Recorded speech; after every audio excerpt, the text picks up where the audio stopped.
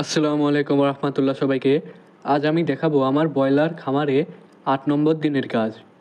আজকের দিনটা খুব গুরুত্বপূর্ণ ছিল, কারণ আজ আমি আমার বাচ্চাগুলোকে বোর্ডিং থেকে বের করে দিলাম। সকালে ঘরে ঢুকে প্রথমে আমি পুরো ঘরটা ভালোভাবে পরিষ্কার করলাম। যত পুরনো পেপার, খাবারের পাত্র, পানির পাত্র ছিল, সব কিছু পরিষ্কার করে ফেললাম। তারপর ঘরের মধ্যে যা যা অপ্রয়োজনীয় ছিল সেগুলো বাইরে বের করে দিলাম, যেন ঘরটা পুরো ফ্রেশ হয়ে যায়।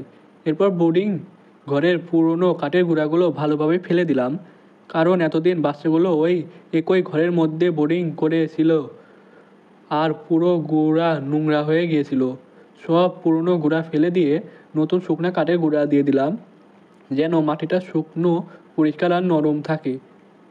তারপর আমি বোর্ডিং পাটা খুলে দিলাম, বোর্ডিংয়ের কাঠগুলো সরিয়ে বাচ্চাগুলোকে পুরা ঘরে ছেড়ে দিলাম।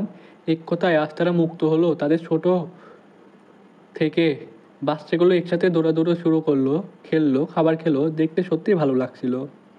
এই সময় আমি খেয়াল রেখেছি যেন ঘরের তাপমাত্রা ঠিক থাকে, যেন হঠাৎ ঠান্ডা না লাগে।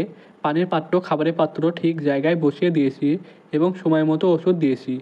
এখন বাচ্চাগুলো অনেক খুশি, একদম অ্যাক্টিভ, ঠিক যেমনটা আমি চাই।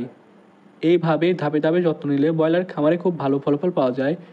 তো এই ছিল আজকে ৮ নম্বর দিনের কাজ, বোর্ডিং খুলে দেওয়া। ভিডিও ভালো লাগলে একটি লাইক দিতে ভুলবে না। কমেন্টে জানাও তোমার কেমনভাবে বাচ্চাগুলোকে বোর্ডিং থেকে বের করো। আর পাশে থাকো আমার চ্যানেল সাব্বির এগ্রিকালচার ওয়ার্ল্ড এর সাথে। ধন্যবাদ সবাইকে। দেখা হবে পরে আরেকটি ভিডিওতে ইনশাআল্লাহ।